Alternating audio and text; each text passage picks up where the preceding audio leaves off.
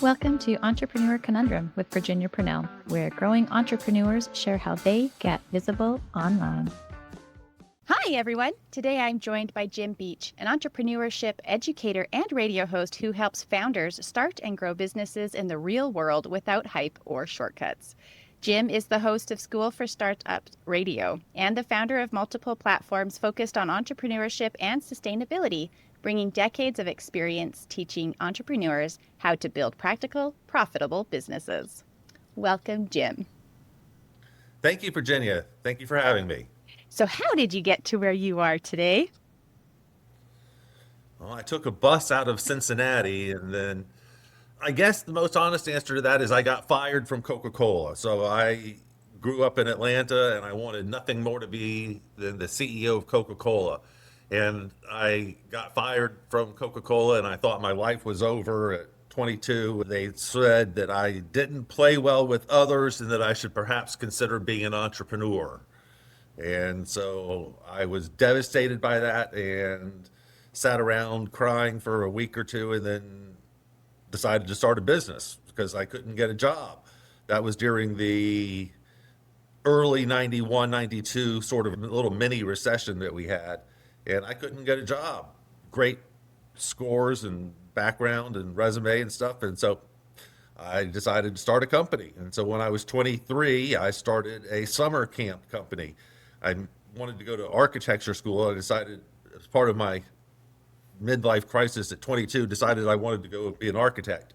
And so I applied to architecture school, didn't get in, moved into the hallway of the dean's office and badgered him until he accepted me, and made a list of businesses that I could do during the summertime to support myself so I could go to architecture school during the winter.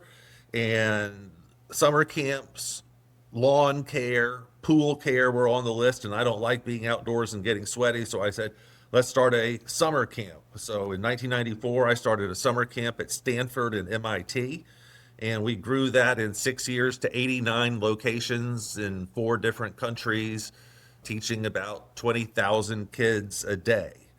And did that until I was 31, then sold that business to the cheerleaders. The cheerleading camp was the only camp bigger than us because they were smart. They'd figured out something we didn't figure out. They figured out how to make all the cheerleaders buy their uniforms, and we didn't have uniforms to sell.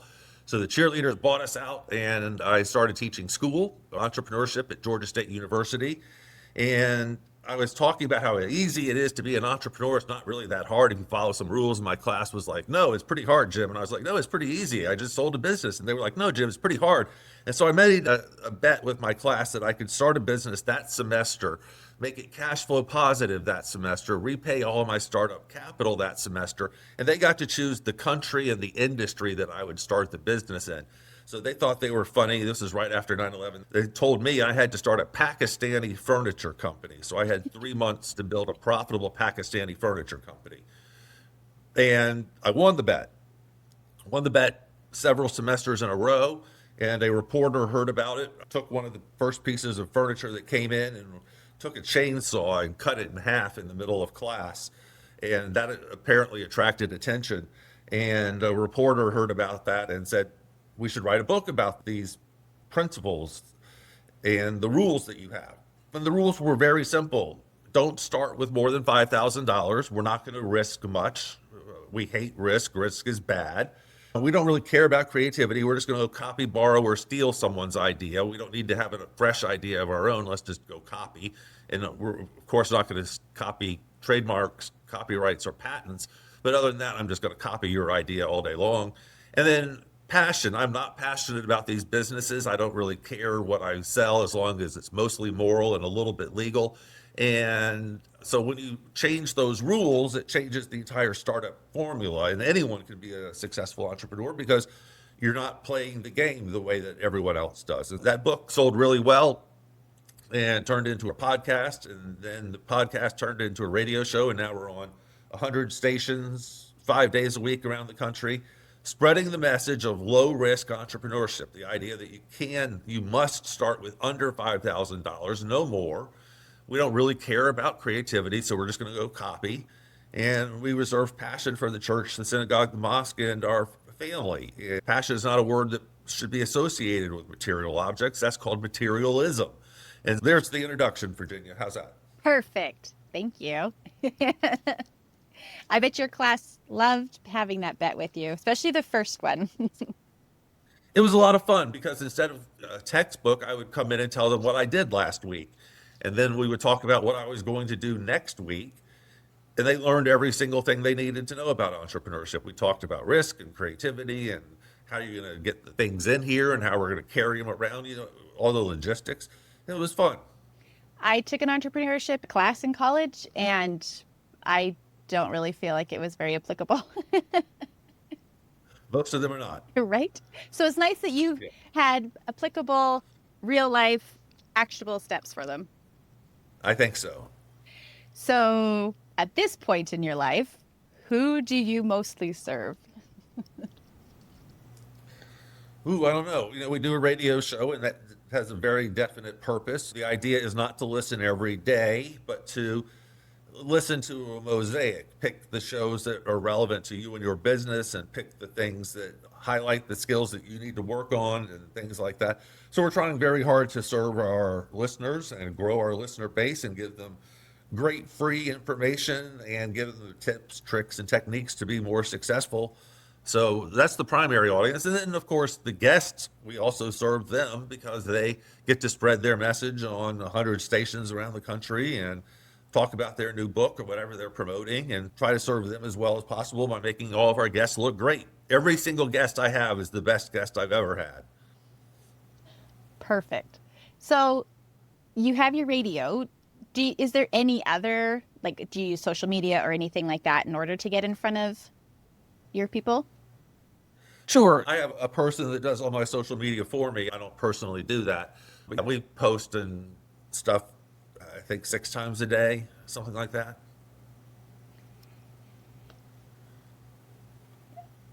So do you work with entrepreneurs one-on-one or in a group setting, or is it more just sharing information out? Well, I do consulting if an entrepreneur needs help with raising money or getting new customers or building their own podcast. Whatever I can do to help, I'm more than willing to. And I usually have 2 or 3 consulting clients that I'm working with in some way, in some fashion. So yes, I do a considerable amount of consulting. I don't do coaching per se, but I do consulting, which is a little different. Yeah. Are there some common themes that they tend to have? I don't know, mistakes is kind of the harsh word, but when they come and start working with you? A lot of the people I work with are raising money and just trying to get capital, and they don't have the skill set yet to do that. They don't have the connections yet to do that, and they're maybe not brave enough to call up someone and beg for money. And I do that with regularity. Usually every year I'm raising money for one business or something or the other. And then I also just finished a book. I just published a new book, and so I've been working very hard to promote that. My new book is called The Real Environmentalist. The idea of the book is very simple, that I don't worry about climate change anymore because I have met the man, the woman who is currently solving that problem. You find an environmental problem, and I'll introduce you to the entrepreneur who is already working to solve that problem and to make money at the same time. I'm really promoting this idea that the environmental movement has been kidnapped by all of these scientists who are not solving problems. They're going to summits every other year and flying around and wasting a lot of gas, and they're not actually solving anything. The people solving things are called entrepreneurs. And so I write books. I've written 5, published so far. My first was published by McGraw-Hill, and I've now switched to self-publishing, and I have my own publishing company called Startups Publishers. If any of you want your book published, we would love to work with you to get your book published, and we can even write it for you. I've written several of the books that we've published for other people. And I have 2 more books coming out in about a month, both fiction, fun little fiction things. I have an entrepreneurial thriller coming out where you try to figure out who the bad guy entrepreneur is before he kills you. Okay. I'm probably going to find more reasons to ask this as we go on, but I was thinking of this even before you and I started chatting today. How do you manage your time? It's actually very easy. I use Calendly, and I have certain things that are blocked off. I block all Fridays off, for example. And then I send my radio guest an invitation to be on the show, and they can pick anytime they want next Thursday or Thursday in June or whatever. And then that fills up my calendar. And so I let the guests determine when I am free and when I have radio interviews. And time management's not very hard. The show that we do, so we produce 10 shows a week. 5 of them are an hour long, and then we produce a 90-second vignette that they run during the commercials. And to produce all of that, Virginia, is under 5 hours of my time. So I have a great support staff, and that's hugely important to do all of the back end stuff for me, the social media and all of that. But I can produce all of that within 5 hours. And so I have a lot of free time other than that. I don't know. Maybe I'm not answering the question very well. I live by Calendly. It tells me what I'm doing the next hour. And usually every day I have 2 or 3 hours set aside to read and do emails and stuff like that. Read, most importantly. So I'm not as busy as you would think, You utilize. or as it seems. I'm not that busy. Okay. Well, that's good because I'm like, how do you do your work-life harmony? I have an incredible balance. I'm able to drive usually one carpool a day for the kids. So I try to help at the house a little bit. That's good. I'm sure it's appreciated. So you touched on it a little bit when you were giving us an introduction about how you got to where you are today. Is there anything else you'd like to talk to us about regarding entrepreneurship without the creativity, risk, or passion, and why anyone can start the successful business? That totally changes everything because we have these myths. The idea that I have to be creative to be an entrepreneur. And so in the second grade, I was told that I was not creative because I drew a monster with 3 heads. And Mrs. Leeds, my second grade teacher, told me that everyone knows monsters only have 2 heads. And so my monster was wrong, bad, incorrect. And so I was taught very strongly that I was not creative. And I think a lot of people are. And I have no idea what my passion is. Well, I'm being facetious. I know what mine are, but a lot of people don't. And so they sit there on the sofa and wait and try to figure out what to do when time is simply passing them by. And so my message is 70% of people want to be entrepreneurs, 11% are. The message is that those other 59% need to get off the sofa and get moving and doing something. And the reason they're on the sofa is because they're afraid of these myths. And so if I can go out there and shatter these myths and show you that no, creativity is not important. As a matter of fact, 89% of businesses are copies of existing businesses.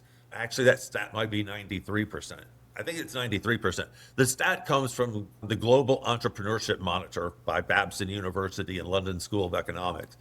And I think it's 93% of businesses are copies of existing businesses. So why do you want to do the hard way and be in that 7% where you come up with an original idea? It's just not worth it. So when you change the whole way of thinking about entrepreneurship, it's not about creativity. I don't have to be creative. Well, then it allows thousands and millions of new opportunities. And passion, too, people say, well, when I discover my passion, when God hits me with that lightning bolt, I'll be ready. I'm going to jump in and go. Well, that's just not going to happen. You need to have the drive to get off the sofa and do it yourself and go out there and pick an idea to copy. Read Inc. magazine every week and say, ooh, there's someone in Cincinnati doing this. I could do that in Denver. And there's absolutely nothing wrong with that. That's the honest way of being an entrepreneur. As a matter of fact, if you were to call the guy in Cincinnati and say, hey, I'm thinking about doing this sort of same business in Denver, person in Cincinnati will probably help you build the business in Denver because that's the way entrepreneurs are. And I just think it's so fundamental that we teach our youngsters that it's not about creativity, risk, and passion because so many people want to be entrepreneurs and are not sitting on the sofa, living half lives, incomplete lives that don't satisfy them. And they could be an entrepreneur if they just understood that they don't have to have this lightning bolt from God. Just go copy your friend's idea. Can you talk to us a little bit about serving through business? What do you mean? How building businesses that solve real problems create both profit and purpose? Okay, so let me talk about the summer camp. As I said, I didn't love that business when I started. I had no desire to take care of kids. That's not my passion. But however, around, I don't know, maybe day 3, we started having mothers coming up to us and saying things like, I've never seen my daughter this happy, or I hadn't seen my son smile in 2 years and he's over there giggling right now. We were able to take kids that were not happy, did not know their social space. They were not football players or cheerleaders. They maybe didn't have a best friend. And we're able to introduce to them the idea that they were the cool ones, that there's this thing called smart, and smart is what's cool. And you love computers, then you're going to be very successful. As a matter of fact, look at your counselor, just like you, green hair, computer dork just like you, but look, he's got a girlfriend, and you're going to have a girlfriend, and you're going to be just fine, and life's going to be awesome. And when we started teaching that and realizing that's what we were really doing, taking unhappy kids and making them happy for the first time, that's very easy to be passionate about. That's very easy to love that business because you are taking kids and making them happy for the first time. What could be better than that? And that business was just a huge social benefit. And it's obviously why it grew so quickly, because we were solving a very, very, very fundamental problem that a lot of kids in America are not happy and don't have a social network. And that was sort of icing on the cake. If you start a plumbing business, are you going to be serving the world? Well, yeah, people don't like it when their house is flooding with poo. And so a nice plumbing business can be very socially relevant. If you're going in and being honest and giving good service at an honest price for 80-year-old widow, you are providing a great service and not scamming her, which would have been easy to do. And every business has the opportunity to serve. And if you are actually solving a problem, which is what a business is supposed to do, then you deserve to get paid for that, and you will make people's problems go away. And that's a great service. One of the classes that we teach is how to speak in front of people and how to give a presentation.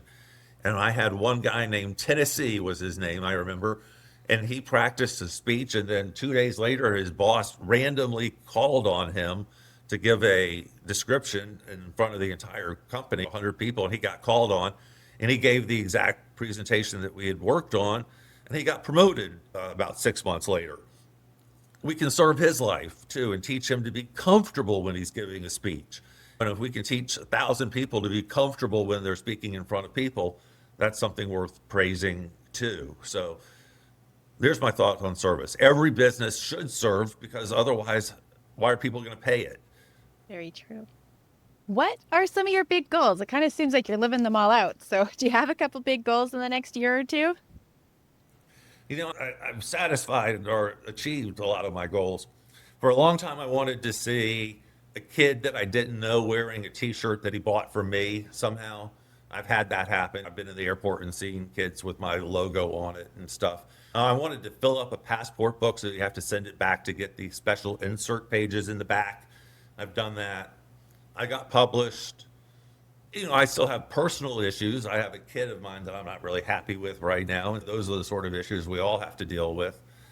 I'm always trying to grow my radio show and get on 100 more stations. You know, the problem with being an entrepreneur is that once you have 100, you need 200, right? You always want more. There was a great line in the Disclosure, a movie with Demi Moore and Donald Sutherland and Michael Douglas. And Demi Moore says, you give someone $100 million and all they can think about is being a billionaire. And that's very true. You know, I have 100, but I want 200. I've published 5 books. I want to publish 10 books. You know, so more. I just want more of what I'm already doing. I feel like I'm on the right track now. I just need to execute more. Do you feel like there's any roadblocks in the way of that? Oh, of course. Sure. My own personal laziness. I am my biggest enemy. And I think that's true with every person. You are your biggest enemy. You're the one preventing greater success. Do you have any tips that you can share of how you overcome that when you're feeling that aspect? Well, it's what's the phrase for it? Fake it before you make it. I think we have to do that as entrepreneurs, and that's totally normal. We can't lie about it, like Elizabeth Holmes and some of the other entrepreneurs that we've got in jail right now. So you definitely have to plan, figure out what the goals are in advance, and divide them up by category. You need to have personal goals and business goals and financial goals and stuff. But all of us have to fake it before we make it. Every single entrepreneur did. And so I don't have any problem with that. You just be honest about it. And there's also nothing wrong with saying, I'm a startup, I'm day one. Can you help me, please? Because a lot of entrepreneurs would love to help that person. And I don't have any problem with fake it until you make it. That's the way a lot of us operate. What's the best advice you've ever received?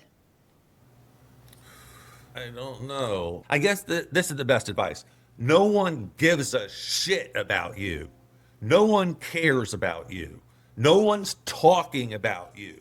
No one's gossiping about you. No one cares about you except you. So quit thinking that people are judging you with so much. You would be lucky if they were judging you and talking about you. So quit I think the number one thing is you've got to stop thinking about what other people think. Your life should not be measured against what other people are achieving or doing, and therefore you shouldn't measure your life that way. You have got to be satisfied with your own achievements and quit thinking about what the Joneses are doing or achieving. Stay within your fence. Yes. Perfect. Well, what's the best advice you've ever given? Forget about creativity, risk, and passion. I like how you said like execution instead of excuses. Well, it's all about execution, and that's why I am my biggest enemy. I would much rather watch TV and drink a beer, but we have to stop that and say these are the hours I need to produce. Most of my production right now is happening from 11 p.m. until 4 a.m. And so my schedule is almost backwards right now. When you can take something and turn it into a game, you are going to be hugely successful. And right now I have turned writing into a game by using Chat GPT. So I'm writing a chapter and then putting it into Chat GPT, and it will give me a score. Like this is an 8.2.